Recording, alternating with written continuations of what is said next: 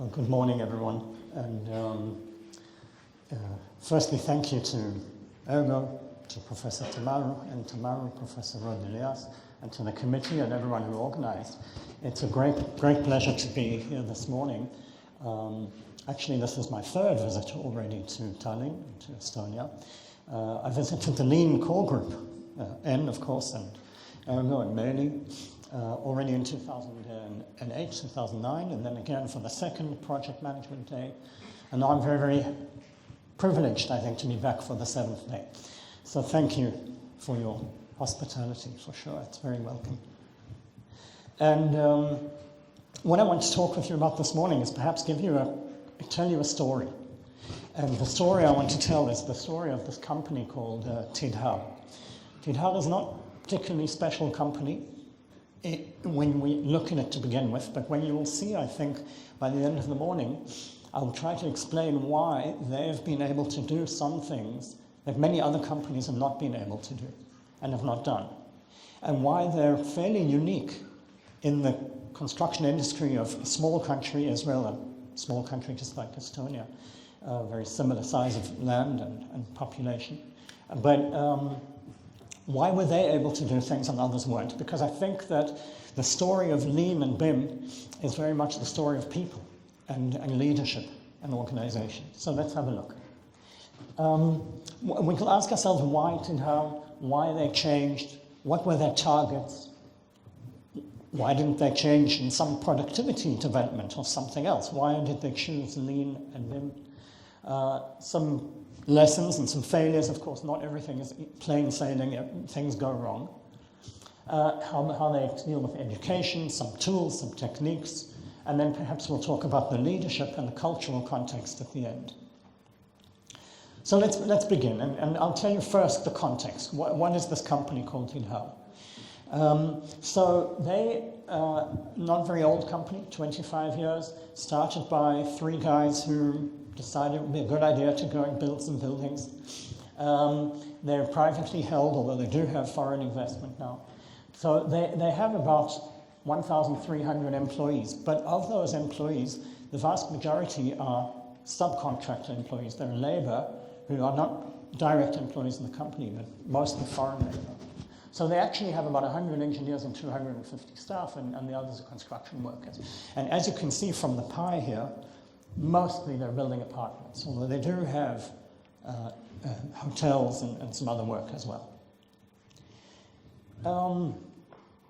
About 25 projects running at any one time, construction projects. They have some projects in Europe, but mostly, again, about 2,000 apartments every year. That's really what they're building most.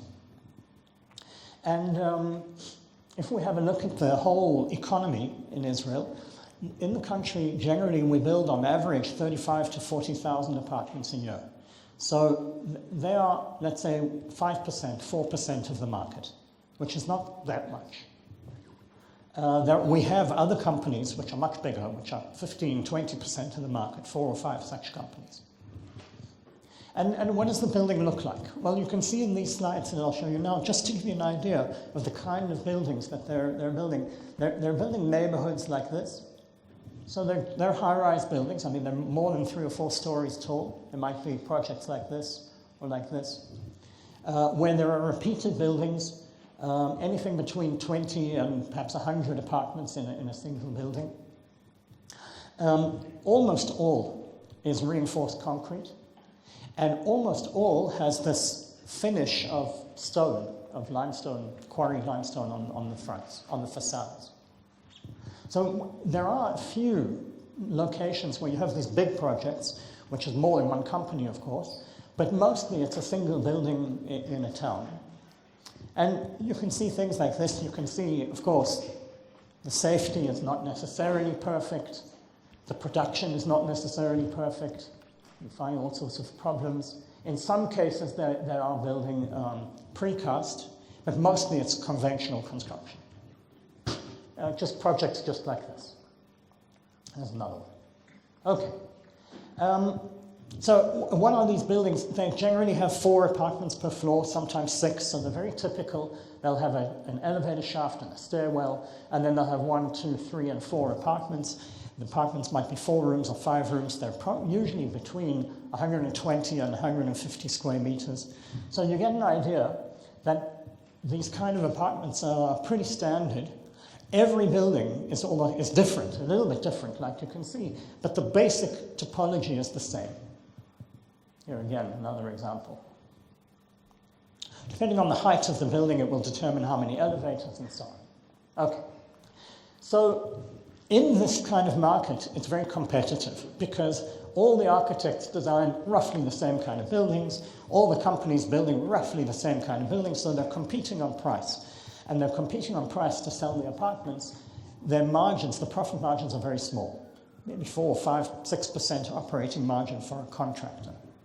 And the vast majority of the projects are what we call DBB, that somebody's designing and they're bidding to a contractor, and the contractor is giving the lowest price, and then they'll take the lowest price contractor.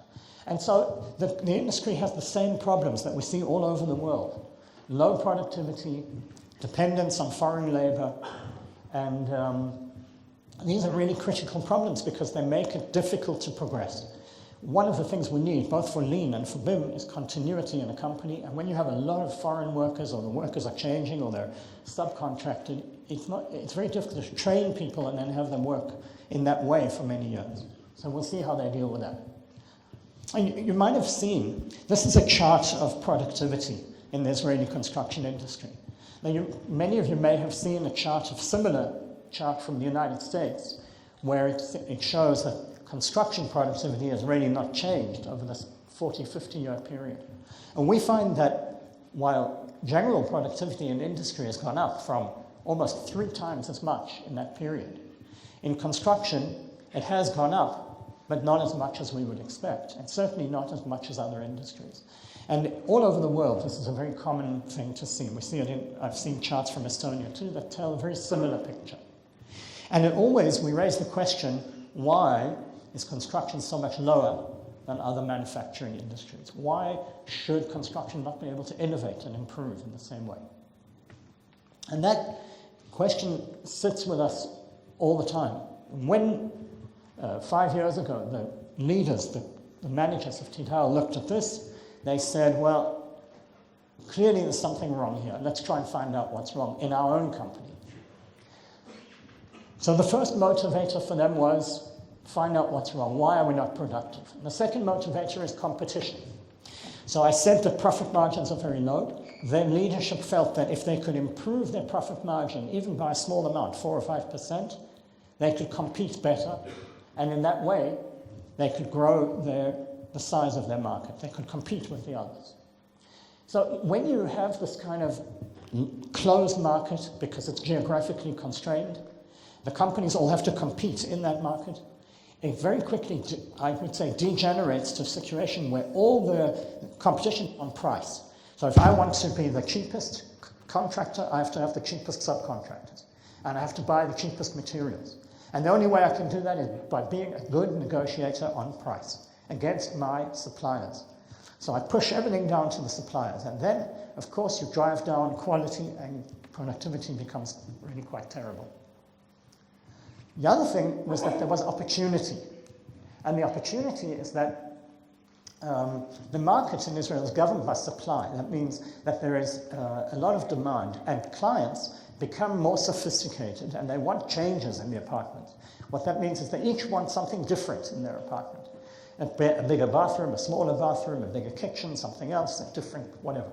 And it's very difficult in very standardized construction to then control how you do every apartment and make it a bit different from every other apartment. And one of the companies had this advert, like the genie coming out the bottle, and it says, whatever you want, with us, your wish is our command, we'll do the apartment however you like. And most companies, even though they advertise this way, they fail to deliver because they're not capable of managing it correctly. You can see this chart, for example. What this chart is showing us is this. The timeline is for each apartment. You can see on floor 2, 3, 4, up to 7, and different apartments. And what you see in the black line, the black line represents the period of construction of that apartment, each individual apartment. But, so you can see they've started on floor 2, then 3, then 4, and it moves up each 2 or 3 weeks up the floor. And here, they're finishing all the apartments and they're handing over to the clients. But then you look and you see these lines, these ladders.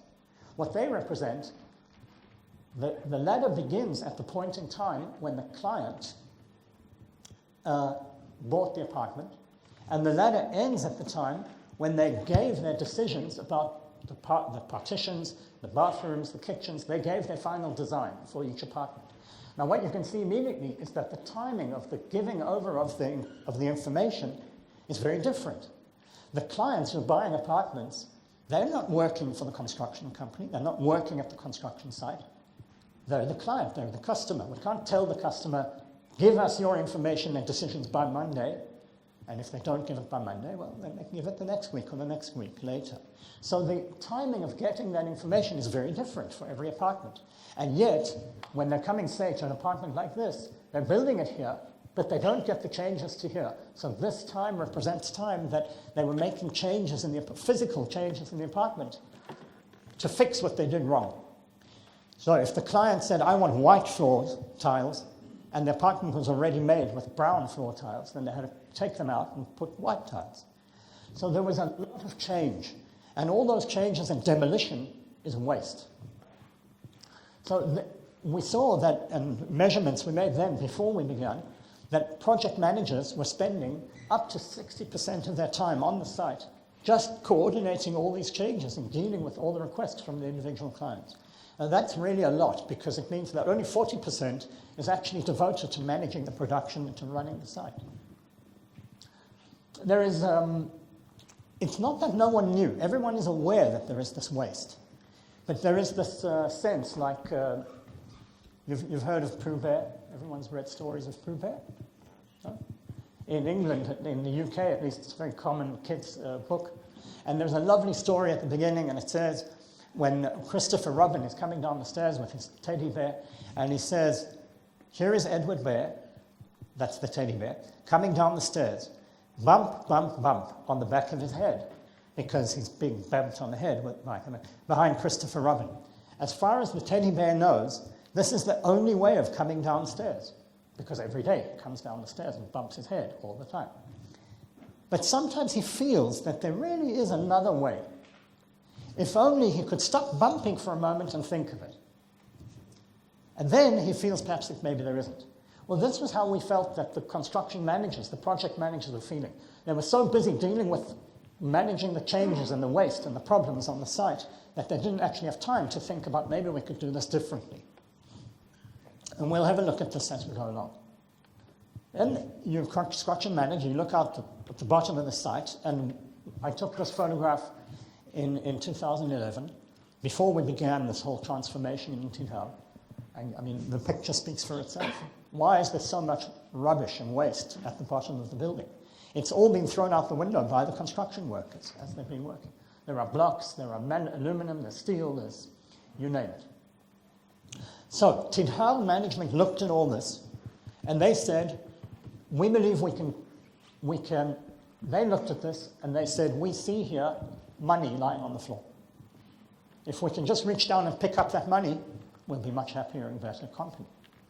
So they said, we want to achieve 5% added value gain in apartment sales prices. That means they wanted to be able to sell their apartments for 5% more than the competition because they could offer an air conditioner, other things, better apartments than the competition.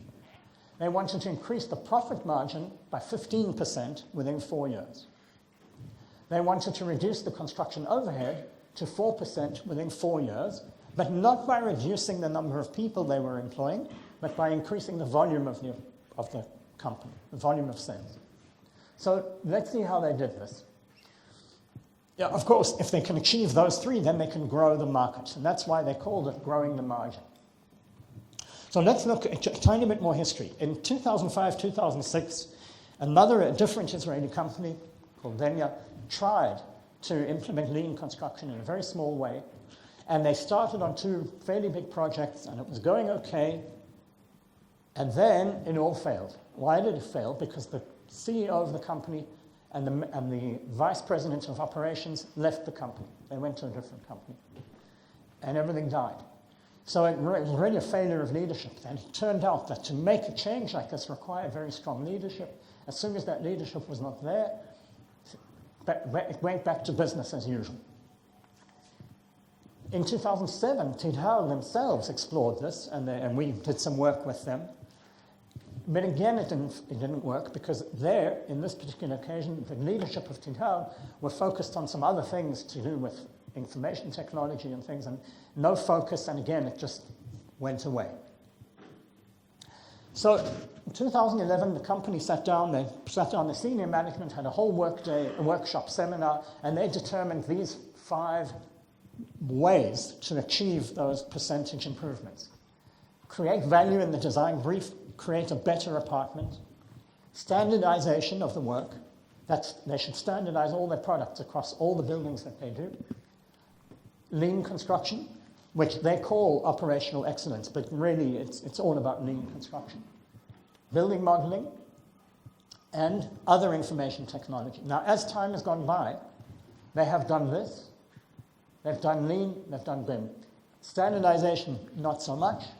And the IT systems they're still working on. It takes much longer, apparently. So why lean and BIM? Well, they had tried total quality management in the 90s. They had done various planning control efforts. There was a strong influence, and there is even now, a much stronger influence of lean from the United States. And because some of their senior people had worked in the United States, they had some exposure to lean. They were very deeply dissatisfied with the quality of design information. They understood that the architects and engineers were giving them drawings which were not sufficient quality. Too many conflicts, too many problems, too many details not solved. So they wanted to improve that. They understood that BIM was going to replace CAD, and they, as a construction company, wanted to benefit from that. The influence of academia. I guess we're sitting here now in a university, and the influence of academia on industry is strong, and I think it's a very positive interaction. And also we had a number of research reports that had looked at some of the waste, and I will show you some of those. One of them I'll show you is this. I mean, it has to do with flow, and we'll look a little bit later in the morning. I'll show you how really this wall partition looks really good. It's clean, it's nice, it's cut, it's high quality, but in fact, there is as much or more waste in this photograph as there was in the previous photograph that you saw all the rubbish lying downstairs. And I will show you why in a little while, in more detail. You know, if we have a look at the Empire State Building, and we did with them, we did a study of this project, they completed the Empire State Building in 410 days. That's 88 stories of offices and plus another 12 stories on the top. And in, I think, 410 days, it's roughly 14 or 15 months of work, and with no critical path. No computers, no cell phones, no tower cranes, a lot of the things that we know today. But what they did have was they understood the principle of flow. And most of the engineers who worked on the planning of the production in this building had the influence of Ford Motor Company and Toyota, of the Ford Motor Company at the time, Henry Ford. And so they spent a lot of time working out the flow. How many of you are familiar with line of balance diagrams like this? Well, okay, so I'll explain just briefly that what we're seeing here, this is each row in this diagram is a floor in the building. So there are 88 floors up here. If they were numbered, we would see their numbers here. And along the time, and this, of course, is the time axis. So any line here represents the work of a particular trade or crew. So this might be the steel erection. So there we're seeing here from, say, floor 20 up to floor 100, and we can see that over time they're installing that steel. Look how smooth those lines are. They really had a production flow which was very uniform. And the other thing you can see is that there are gaps. There are gaps of time. So if you look at any floor, between that time and that time, there was no work on that floor. But there were, and we were able to establish that there were 4 trades that were very variable. And so they tried to install buffers before the variable trade to absorb the variability so that it wouldn't affect the following trades. So they had a very good sense of how that flow was meant to work. You can see also the learning curve up here, that they get faster as time goes by.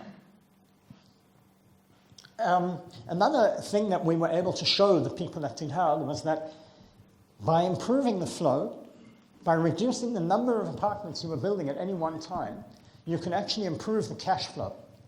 So we have this game called LeapCon game, which I guess it's available, and maybe some of you have played. But you can build these little apartments, and you do them a conventional way, and you get this cash flow. Yeah? And if you do them, say, a lean way, where you only respond to the information, if you align the information with the workflow, then you get this cash flow. Now, we haven't got time now to go to all the details of how this works, but the point is that if you are a construction company, you work according to cash flow more than profit.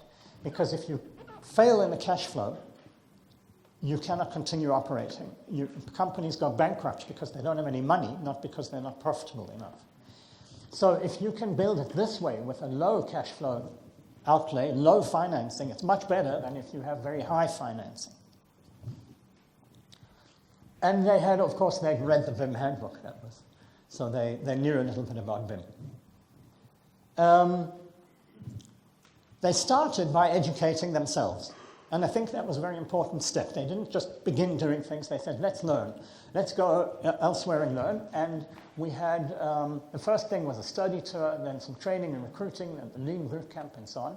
So we took them all to Helsinki to learn from Skanska and from other companies, from NCC and others. We took them to Copenhagen to learn from the Danish construction industry, from 2 or 3 companies there. And they took 15 of the managers. They spent a whole week going to different places and meeting different people. And for them, this was really very powerful education, not only for Lean and for BIM, but also for safety, for production, for different methods of approaching construction. I mean, you can see an apartment complex built in building modeling, one of the Skanska projects. And they saw the different ways of working that would be far more productive.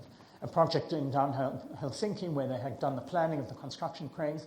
This is 2012. It's not too long ago, but the amount, I guess the main lesson they learned, apart from the theory, was that the amount of planning had a very powerful effect on the productivity on the site.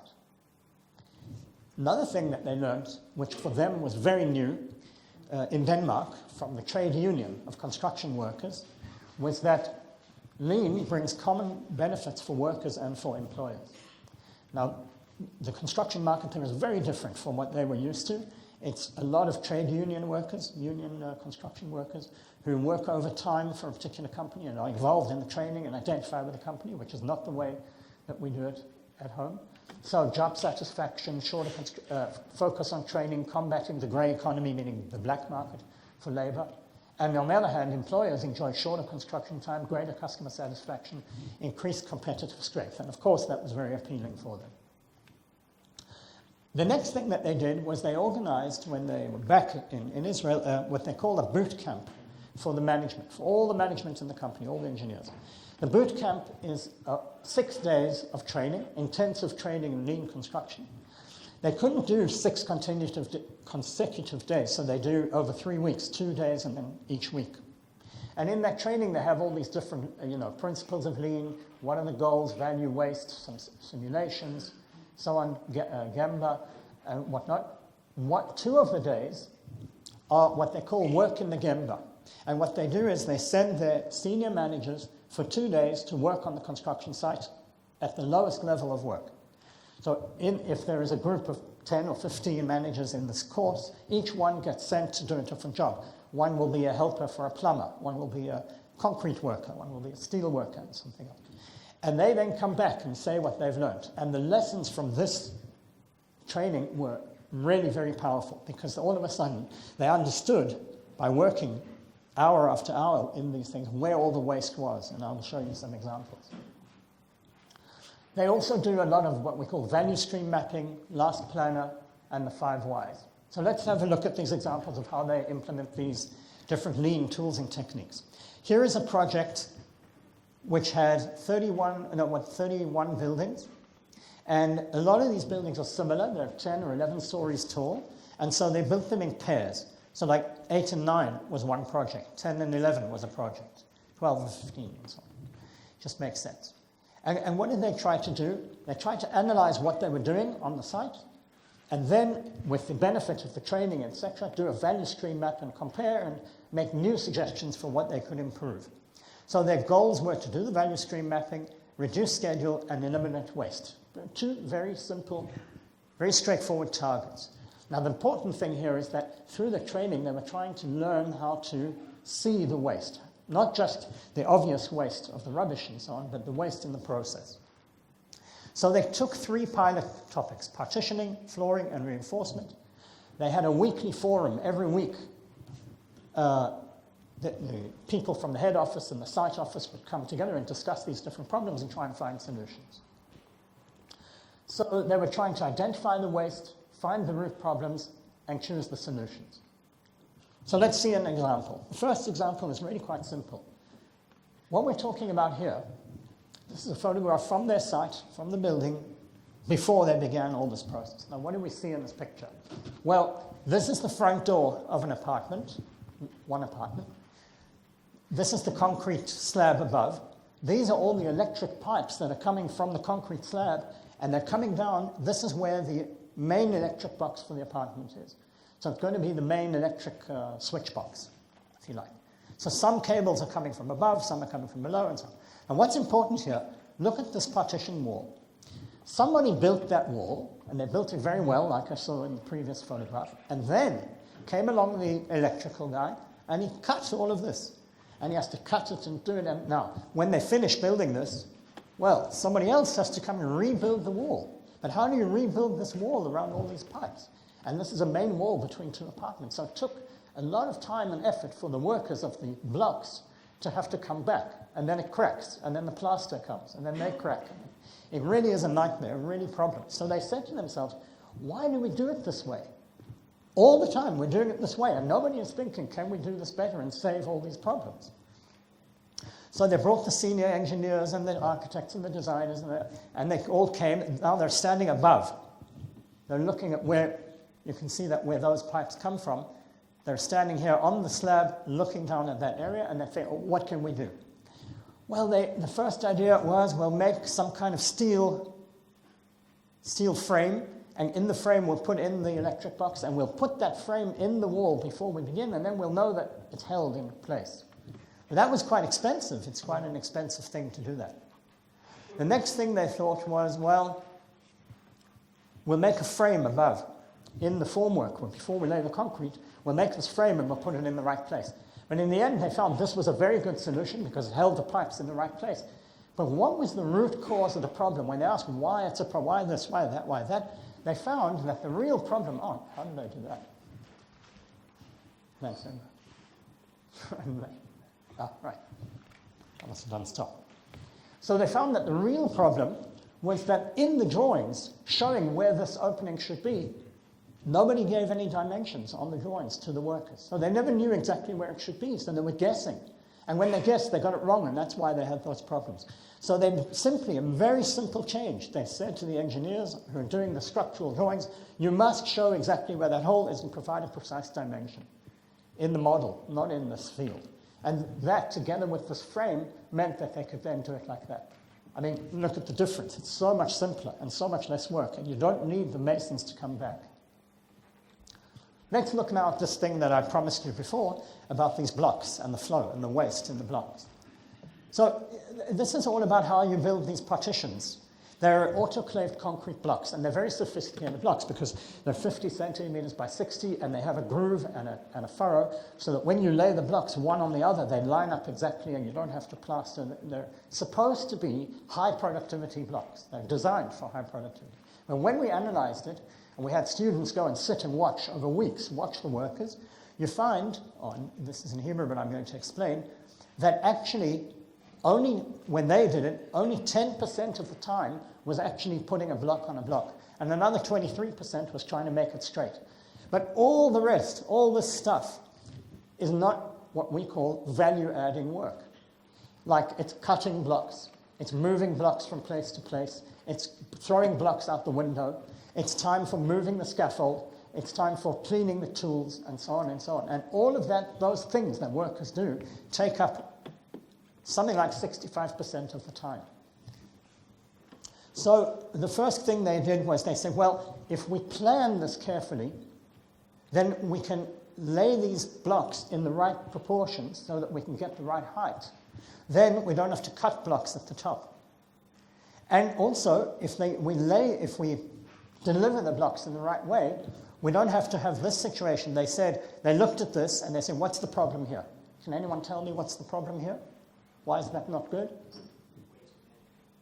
Well, there might be too many, but there's a more difficult problem. Think of a worker. Now, you're a worker. You have to come there, and these are the delivery of the blocks. What do you have to do with them? You have to start moving them. But look at this guy. This is 2 meters high. Each of these blocks weighs 20 kilos. Now, you undo the pallet, and you start at 2 meters high. You can't pull it up. I mean, I can't. Maybe some of you can. But you need a ladder. You need a table. You need to climb up. You have to make the ladder, bring it, climb up, pass the blocks down. All this takes time. So they said, we will not anymore allow the crane operator to put 2 pallets. He must put them at 1 level. So these are simple things that very much reduce the amount of wasted time, eventually, when you do the work. We can think of this like 2 sides of the same coin.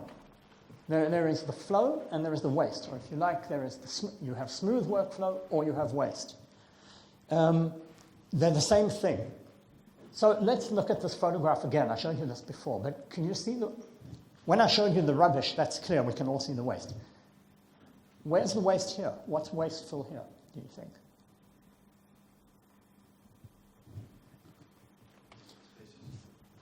Yeah. So what Ergo said is that there are empty spaces. Well, you can see that, for example, this building, they're doing the structural work on level maybe 8 or 9, but there's no finishing work going on here. They haven't begun anything. All of these apartments, all of these, and all of these, are a product that is waiting for work to be done. That means that they are inventory, or stock, if you like. We've invested money to build them. We've paid money to make the structure, so money's gone out. But no money is coming in, because we're not finishing these to be able to give them to clients and get the money. Okay, obviously it's a long process, but what I'm saying is that this represents a gap in the process.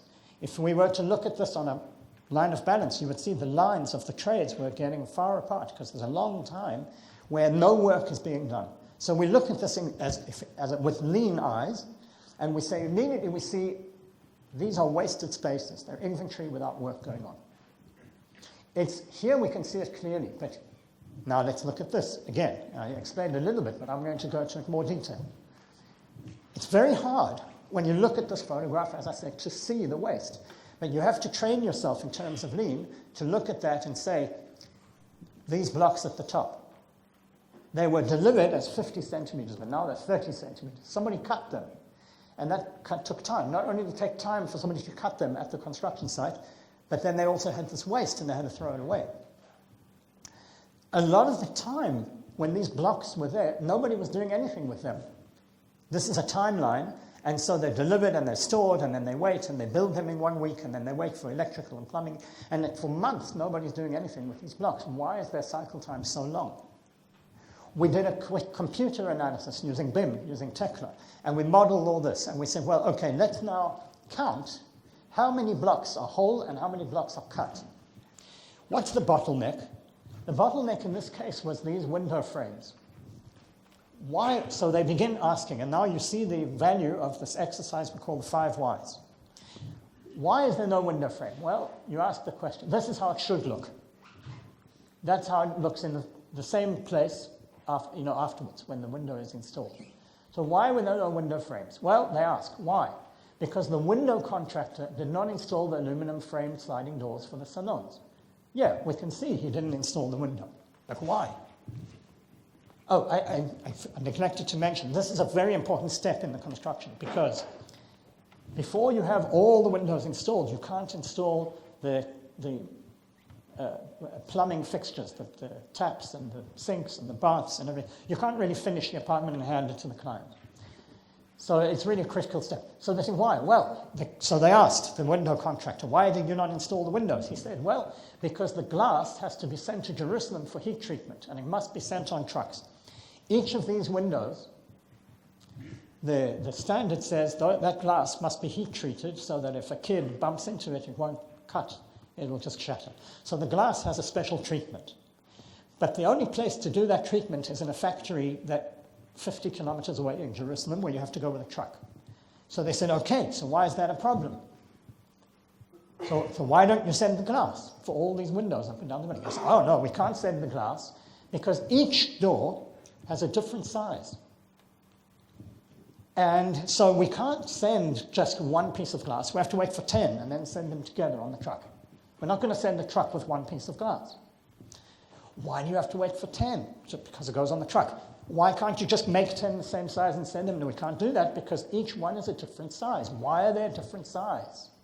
Why are the dimensions different?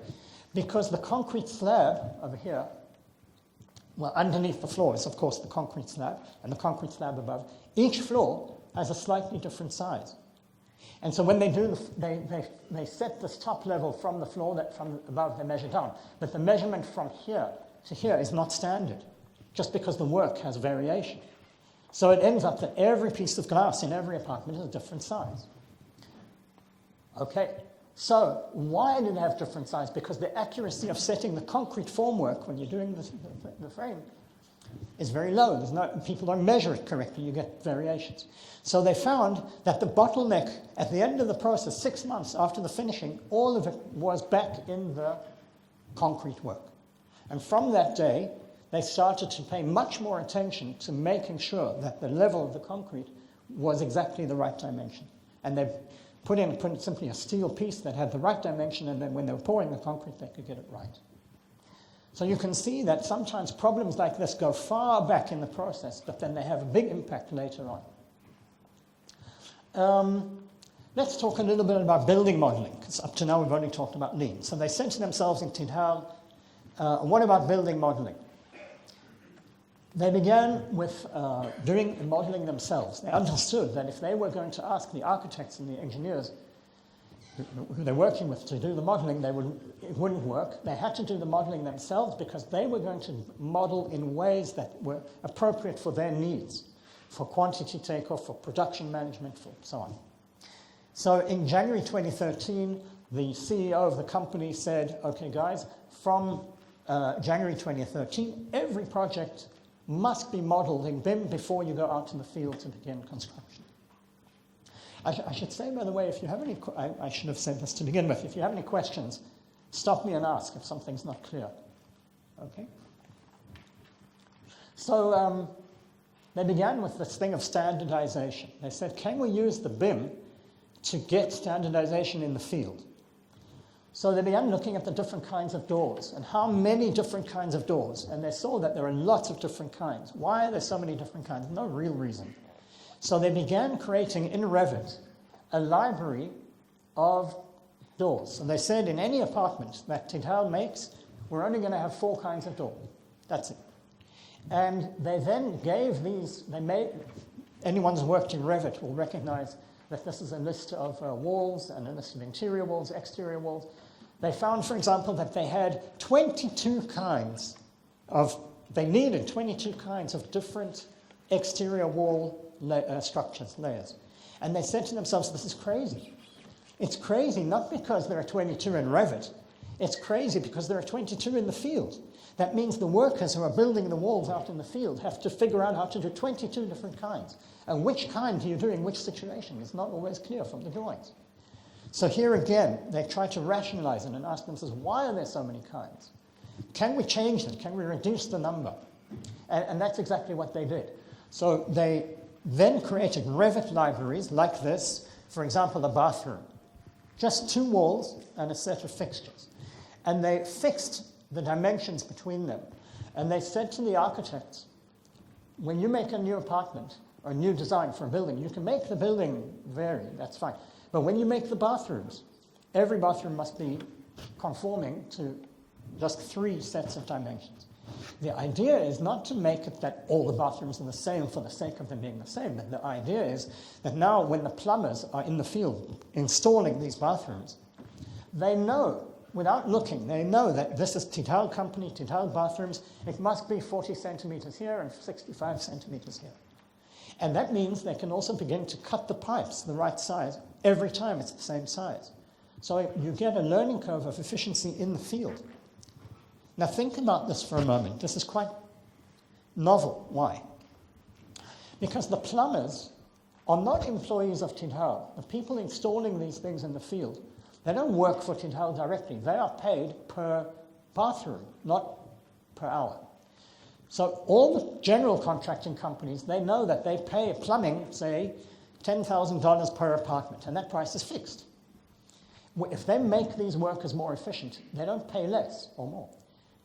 But they understood that if over time they can make the work more efficient, there will be less waste of materials that they are paying for, but also that over time the subcontractors will lower their prices because they will be more efficient.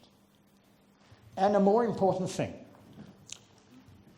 you recall that I said that there is a lot of competition for labor. There's not enough labor, that's why we have foreign labor. It's not easy to get workers to come to your site.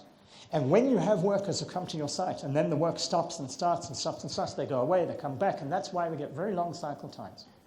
But if you can guarantee the workers continuous work, they become very efficient. It turns out that they earn more money working on Tital projects than they earn working on other projects, even if the price per square meter is the same, because they can do more square meters in the same time. Therefore, they become more reliable, and it has now become for Tital much easier to attract the labor. And that's a very big advantage. All coming from things like standardization in the BIM. They standardized the level of details, the LODs, the BIM maturity levels. So they were able now to say to the architects and the engineers, here is the level of detail that Tital requires at every stage in designing the project. Not too much, not too little, and so on.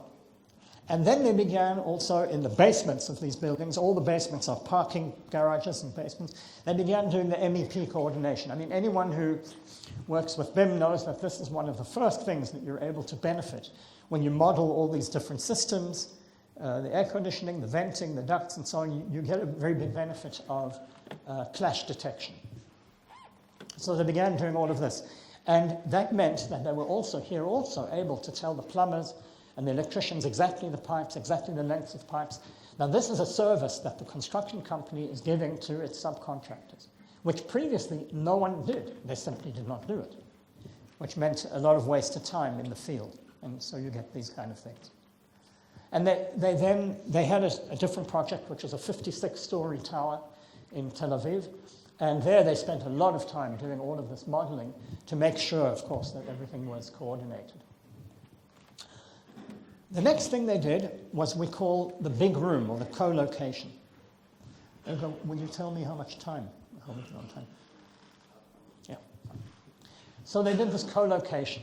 Now what is co-location? The idea here is to, in the design of a building, bring all the architects, engineers, and so on all together to sit together in the same place. They had a new project called Rosh Ha'ain, and this project has over 1,000 apartments, roughly $235 million worth of construction work. And they decided this project was now going to be a test. Could they do, this is about 2.5 years ago, 3 years ago, could they do all the things they learned in this project to make it better? And the project has, here you see 5 buildings, but there are 4 sets like this. There are 20 buildings in the project. So they modeled them in Revit to the last detail. Everything was modeled by the construction company, but with the architects and engineers in a big room that looked like this. There were 2 containers that they set up, paid for. They installed all the computers, all the equipment, etc. The architects, the engineers, and everybody sat in the same space, building the models. The design of the building, from the day they signed the contract for the project until the day that they got permits, took them 6 months. Now, 6 months may sound like a long time for a design, but a project like this before had taken them anything between 1.5 years and 2 years. the cycle time of doing this design was so much collapsed by virtue of the people being in the same office that it was by far the quickest project they had ever done. Another example in the big room of how people were able to consult and make decisions very quickly because of all the disciplines being in the same place. Here, what we're seeing is very much, I think, one of the most strong examples of the meeting between BIM and Lean. Why is building modeling and Lean, why are they working together here?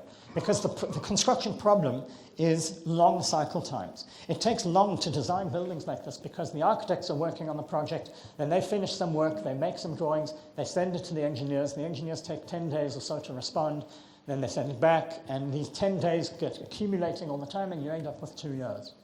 But when you're sitting in the same office, instead of a cycle time of 10 days each time for a decision, it might be an hour. You have a problem, you just go and talk to them instead of making drawings and sending to them. So the Lean problems of work in progress, of huge amounts of design information, of long cycle times become much reduced. And they're being reduced by virtue of the building modeling as a communication media between them. But these ideas of BIM and Lean coming together, they come together in different ways as well. And let's look at this reinforced concrete work. And we'll start with different aspects. So you see, for example, if we look at an old traditional way of doing things, then we have the architectural, structural, and systems design. They produce drawings, and then there are some other people who do some detailing. Of course, this is a cyclical activity, but in the end, they have some drawings. Then there's some detailing, some of it done by the engineers and architects, some done by the subcontractors, and then they make some drawings, and then there is 2D coordination, and this goes on for a while, and eventually they give the drawings for construction. And we all know there are a lot of problems in this process, mostly problems of coordination, that the end result is the quality of those drawings is very low. By quality, I mean it contains a lot of errors. So then we come along, the first step is we have something we call lonely BIM. Each person does their own models, and so instead of drawings, we add some models, and then we do the detailing, we get some more models, and then instead of 2D coordination, we do 3D coordination. Sometimes, if some of these guys are still drawing, the construction company can do the modeling, and then we can do the 3D coordination. So we get better drawings at the end. Well, that's the first way you can use building modeling, as we saw before in the examples. But then we can do something else, and this is what Tithel did. They said, no longer are we going to allow the drawings from the architect and the engineer to go to the site. Then we're not going to have workers in the field with drawings from the engineers and architects. That sounds a bit strange.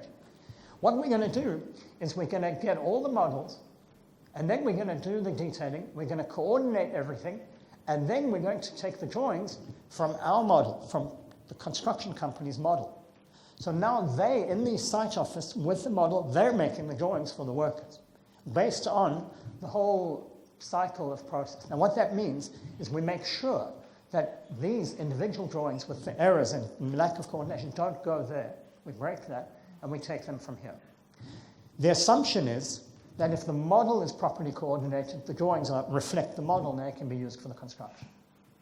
Now we can go even a step further, because the next thing that they say, and we recommend, they haven't done this yet, is that the timing, the sequence of making those drawings from the model should not be arbitrary. It should be pulled from the construction itself. In other words, we shouldn't make drawings or produce drawings if they're not needed yet.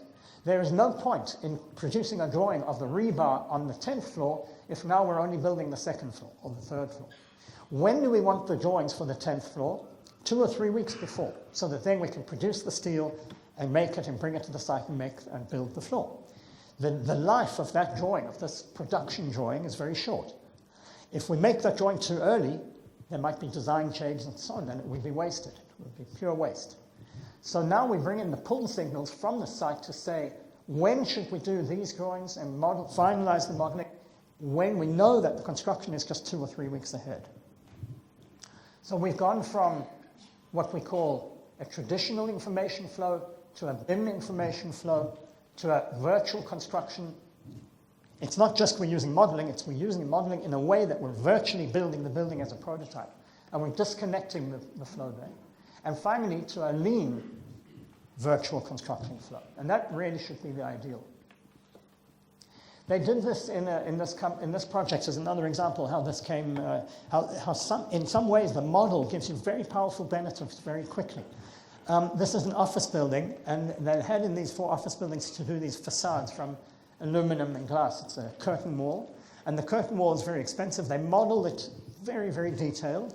Like, if this is the curtain wall, then, and you look here, you actually see all these details in the curtain wall. Maybe it's a bit too much, but the point being, they were able to take off quantities for the aluminum fabricator that were very precise. And that helped reduce a lot of waste. The material delivery was correct, the pricing, the costing was correct, and so on. Now let's look at this thing of, as I said, the lean and the BIM, and again, how they work together. We have the lean and the BIM, we have this situation, okay? Here is a single floor of a building. And the question arises, what's the quickest way that we can build this reinforced concrete structure? So you model it out with all the formwork and so on, and then you can begin laying it out. And your question is, if I divide this floor in different ways, what is the best way to divide it so that the areas of different formwork will be equal, so that we'll get production balancing? I'm sorry, this is running ahead without me. The way these are built, and this is important to understand, is this. The formwork for these, the exterior formwork, is assembled on the ground, in the site. Here is the formwork. The formwork has these steel ridges, so the stone, I showed you that stone in the beginning, is laid onto the formwork on the ground by workers. It's tied onto the form. The steel mesh is tied onto the stone, and then this whole piece of formwork is lifted by the tower crane, installed over here. Up on the floor, other workers install the interior formwork, pour the concrete, and move on. So these are kind of industrialized formwork, but they match, each piece has to match a particular section. So they're using the BIM now, you can see this here, to map out exactly which pieces of formwork will match, and to sequence them in such a way that each color is one day. So on day 1, they'll do the blue, day 2, the yellow, and so on. And the question is, how can we assemble these to make a minimum time? So then they use 4D CAD, the 4D simulations. So it runs like this, and they're actually modeling how the sequence of work will be. And why are we seeing 2, the time is going here. Why are we seeing 2 buildings? Because the buildings are mirror image, and the formworks for the wall here, over here, can be used afterwards over here. So the formwork goes from the pour to the factory down below, put on the stone, prepare it, bring it up to the next building, pour it, and back down and so on. But it's quite a complicated cycle. And when you see this whole cycle in this way, then you understand that there are steps of forming, reinforcing, closing the forms, pouring the concrete, doing the slabs. It becomes quite complex. So here we have a quick animated movie where this is how they're doing these analyses now in Tidhar. And the result has been that they've been able to go from something like 9 days per floor to 6 days per floor. Now, when you think of 21-story building, that means that they're reducing the production time from 180 days to something like 120 days. That's a very radical change in the progress of the work.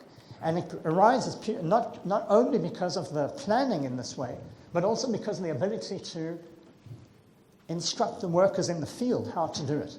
And the way they're doing it in the field is that these colors that I showed you here, and I'm afraid I don't have a photograph from the field, but what they do now is on each of these pieces of formwork, they have on the top a big number with a color.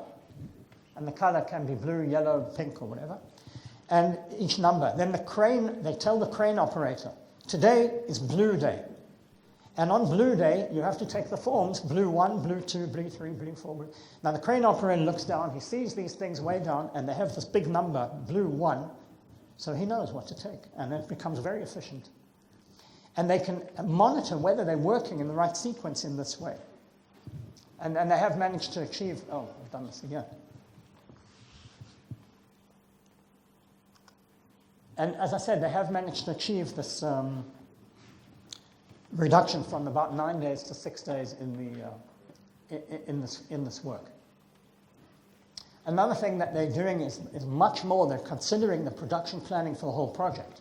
So here, this is not each floor over here. This is each building, building number 13, 14, 15. And the green is structure, the orange is finishing works, the blue is painting, and then something else. But what we're seeing in here is figuring out how to build 20 buildings in a sequence in such a way that the demand for labor and the demand for equipment will be spread and will be leveled. So we're seeing resource leveling using the location-based planning, which they hadn't been doing before.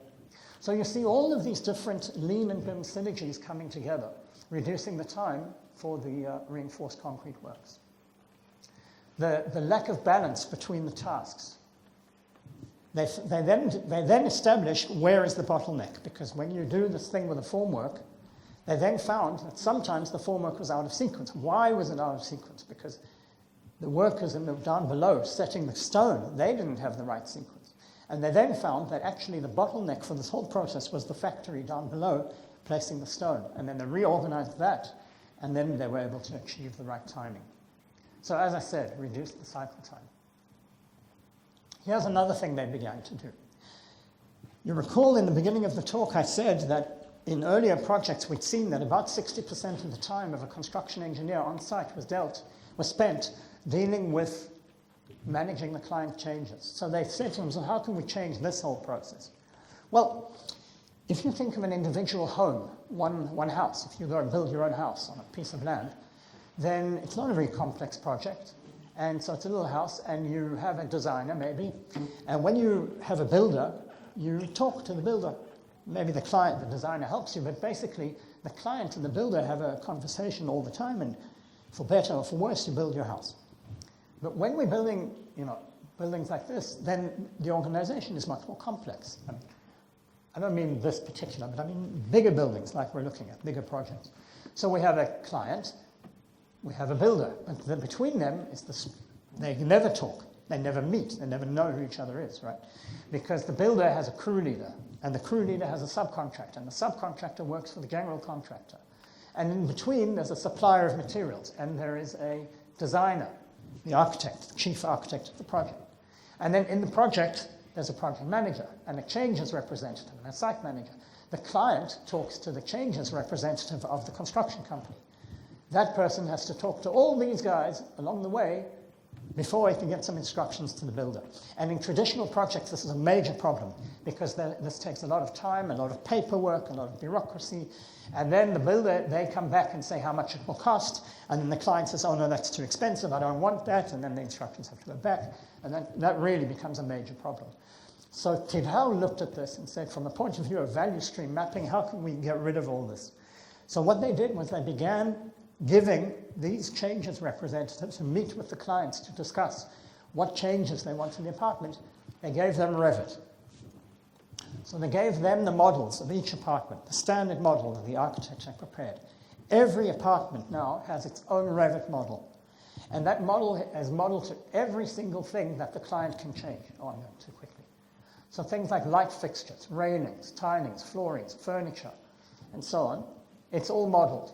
And the client can look at all that and they can say, oh, please move that way, please do that, change the door to the other side, I don't want this wall, and things like this. They change it in the Revit. They get the quantities right away, so they immediately tell the client how much that will cost to make that change.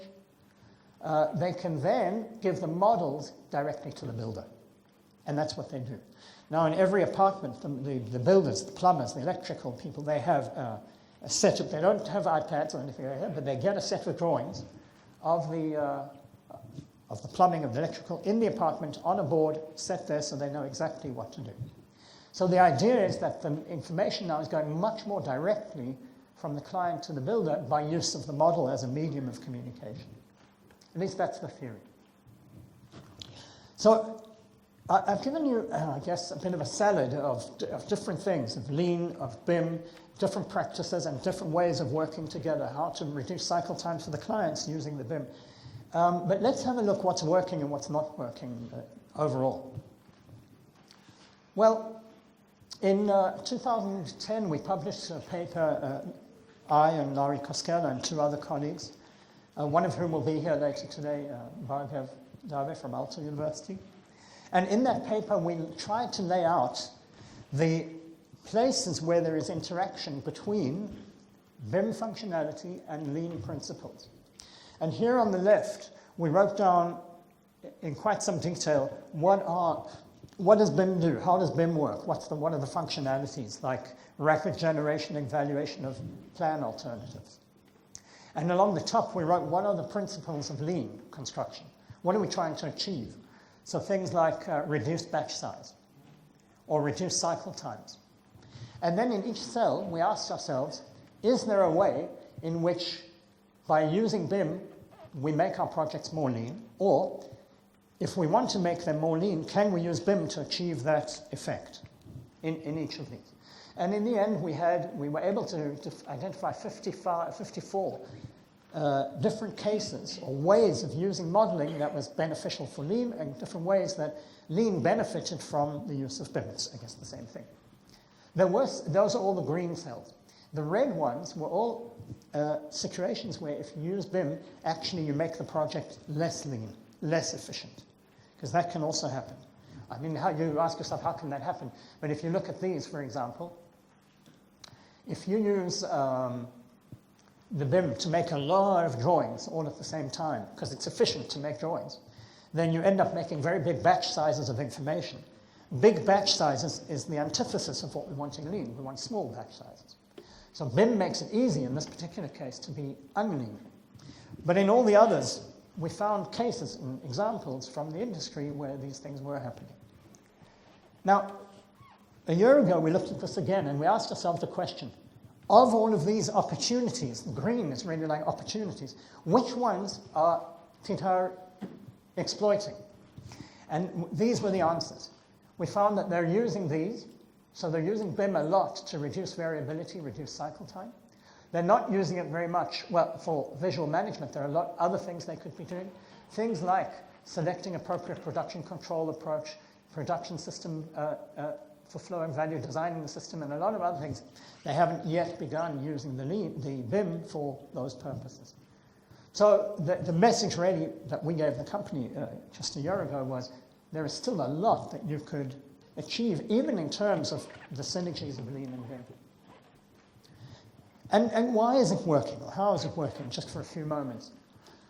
Well, now if I look back on what they've done so far, it seems to me that one of the key ingredients is the leadership. The CEO has been leading this project, this innovation, since it began, and every week, every 2 weeks, he will send a memo to the company. We're doing this, we're doing that, this is lean, this is BIM, keep going, we're doing good work, etc. And everybody understands that it's a priority. When they need investment for different things, usually he will provide it so that they can make those changes. So he's investing in people. The Lean Study Tour, sending people for training. He sent people to Japan to learn from the Toyota experiences. They have a Lean consultant working with the company all the time.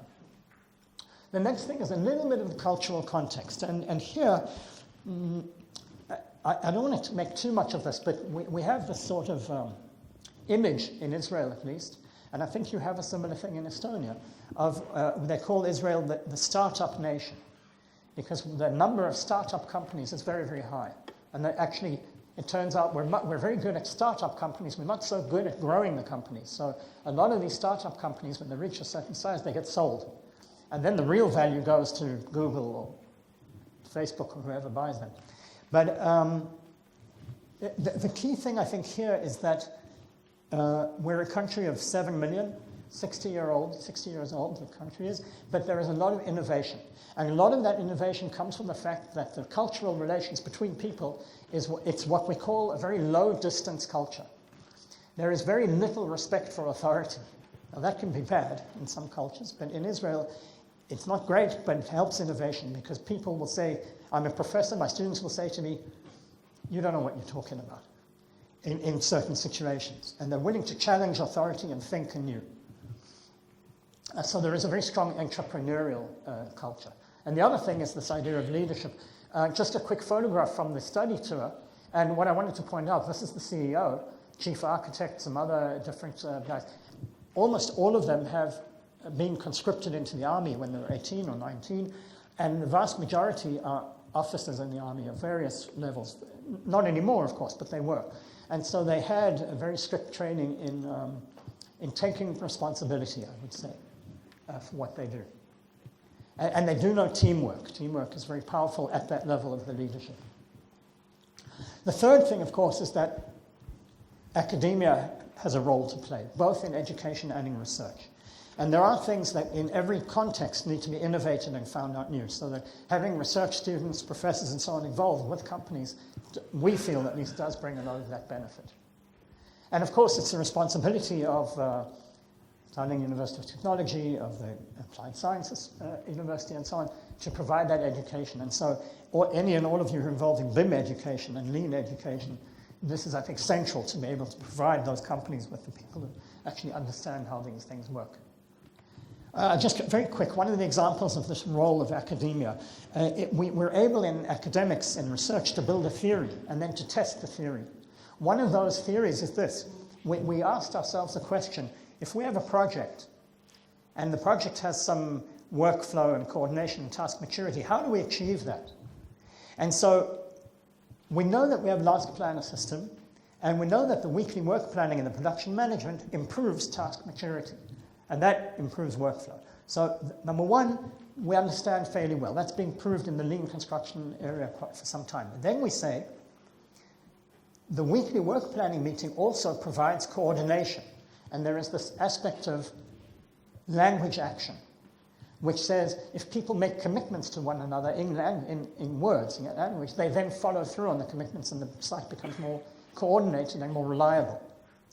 And then we say, but we notice something else. We notice that these weekly work planning meetings in the social environment that they create, it strengthens the collaborative behavior because social network theory helps us understand and measure and map in these kind of network maps how many times people communicate, how strong are the social relations, how strong are the work relations between them.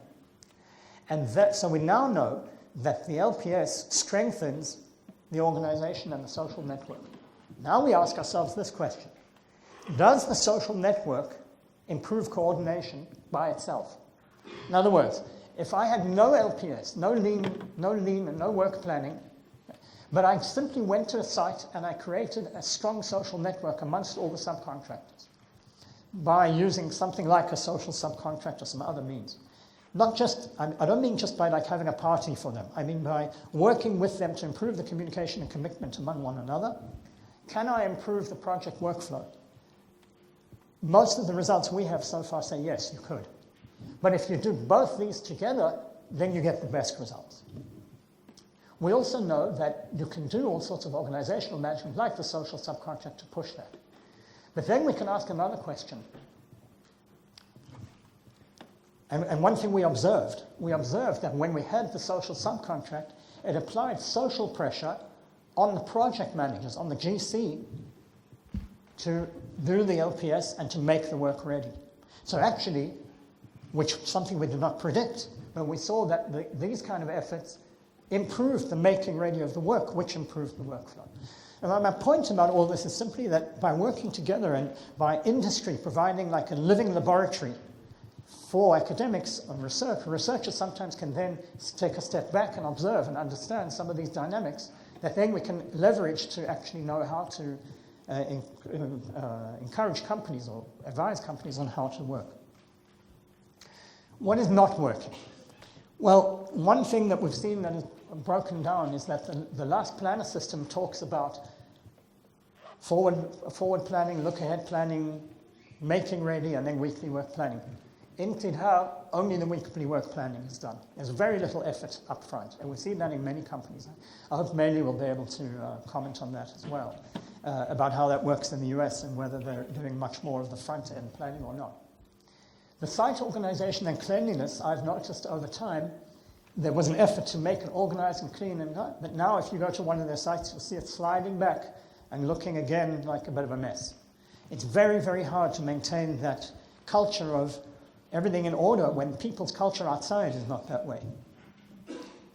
All right, so Well, I've gone a little bit over time, but I thought that I would finish today at 11 minutes past 11 on the 11th of November, which is 11/11/11/11.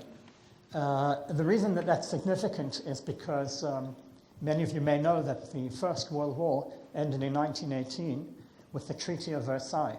And they had the signing of the Treaty of Versailles at 11:11 a.m. on the 11th of November in 1918. So we just missed the anniversary by 5 minutes, but I'm done too, just like the First World War was done then. So thank you very much.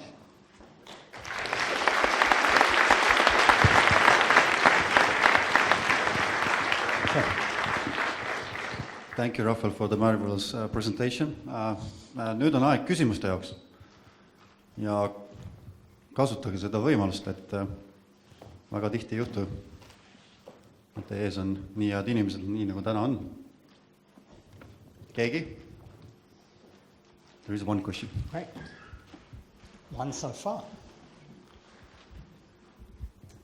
Hey, thanks for the nice presentation. I have one question about the clients who buy those apartments. How have they reacted to this change in the company? Do they see this change somehow? That's a great question. I would like to say yes and everything's good, but I haven't checked. And we haven't tested. We do have a research project now where a master's student is trying to work this out. And the way that they're doing this is the student is doing a research with that department in the company that deals directly with the clients.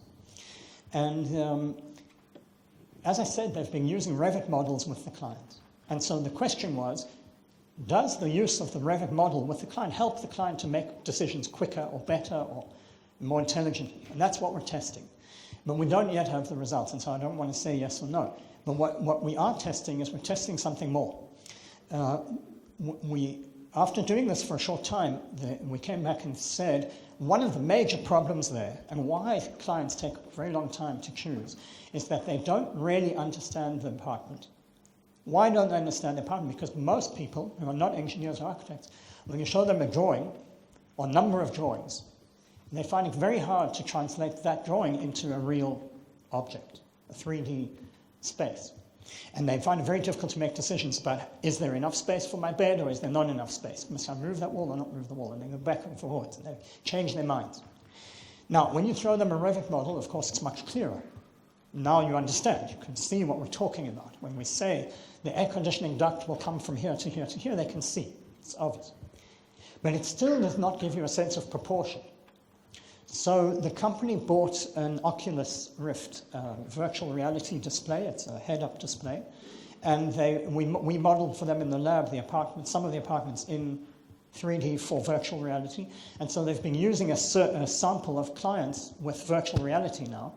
So the client comes, they say, here is the virtual reality. Look at your apartment, walk through the apartment, check it all. And after you've checked everything and you understand the spaces, now let's have the meeting about the decisions. Well, we're waiting to see if that has an impact, positive or negative. But so far, the truth is we don't know. What I can tell you, though, is that in their latest project, they've managed to begin building a reputation as a very reliable and very quick company. And so when they marketed this project of 1,000 apartments, they sold, on the first day that they opened for sales, they sold 850 out of 1,000, which was unheard of. So at least they have some indications that they have some success. But there are other factors. So I don't want to say that's because of Lean and BIM, but the whole company is changing. Thank you. Veel küsimusi? Mul on üks palve. Stop. Maybe that's a question. Meeli, palun. Just one question. So, listening to this presentation, I'm hearing that you're implementing a lot of new processes, and it might seem that implementing all of those new processes, you might need a bigger team, people might spend over hours, there's kind of more to do on those projects. Based on different lean implementations, I have my own answer, but I would like to ask from you, have you talked to superintendents and project managers and got their feedback? How do they feel on those projects? Oh, yeah. I guess ironically, or unexpectedly, I should say, some of the people who have been most enthusiastic about the changes are the site managers, the works managers, superintendents, because it brings them to a point where the projects are much more stable and the nature of the site changes. It's more calm, the relationships with the contractors are better, and the weekly work meetings are very powerful.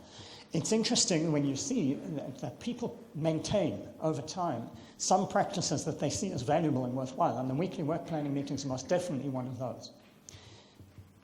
Tidal as a company traditionally had higher overhead costs than other companies in its market. And that was because they always had spent a little bit more time planning. And now they're reaping the benefits. And they still have higher overhead costs than the other companies, but overall their costs are much lower. So it's partly because they're unique in that environment. They're the only company who's made these big changes.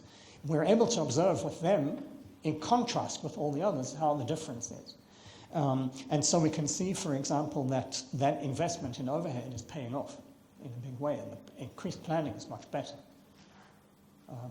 There is still a lot of other lean practices that they began and then have faded away, like the make-ready, like the cleanliness, other things that they're not able to maintain. They're not sufficiently working hard, and maybe it's because the marginal cost of those lean actions is too high compared to the marginal benefit. I don't know. Just a really last question. I would like to extend Meeli's question actually. And as you know, there always will be in the companies some amount of people, usually it's around 10 to 20%, who are keen to accept and go with the new initiatives and things like that. And most of the people who are between are the neutral ones. But what about the people in the DIDAR who are actually critical and actually counter, were there those kinds of people, and how the company reacted in terms of these people? You mean people like who work against the new initiatives? Who work against, of course. Like in any situation, there are people who are opposed and who are intransigent. I'll give you a quick example. In one of the slides, I showed you the salon door, and you could see outside in the balcony, the one picture there was sand and gravel, and the other one there was a finished floor. All of the flooring is done on a layer of 10 to 15 centimeters of gravel. And that's because all the piping and so on is inside that level under the floors. And that's for traditional reasons. The CEO of the construction company looked at this and he said over some time, he said, why do we put that layer of gravel in the floor? It's a pure waste. What do we need it for? Let's take all the piping and put the piping in the ceilings instead of the floor, and then we don't need this gravel. If we can get rid of it, then we have one less operation on the site, and we can make the floor height shorter by 10 centimeters. And if I have a 21-story building, then the building would be 2.1 meters shorter. And that means 2.1 times the outside of all this facade of the building I save. I can save a lot of money by not doing this. And he said, the CEO of the construction wing, he said to the engineers of the company in the head office, find me a way to do this, make a plan. It never succeeded, because they found all sorts of reasons why you couldn't do it. Now, this is an engineering problem, but it's also a legal problem, but without going into it, there are people right throughout an organization there who stop this, but very less significant in my mind than the overall environment. And so we find that the subcontracting, the changes of workers, it's very hard to create a culture of making this change in the company if the company at the bottom of the pyramid is changing all the time. A very high turnover of labor. Whereas the top management people are there 10, 15 years who can change the way they think, but they're always fighting like a new company all the time at the bottom levels. So the cost of maintaining it is very high. Okay, thank you very much. Thank you very much. Täname rahvale veel kord.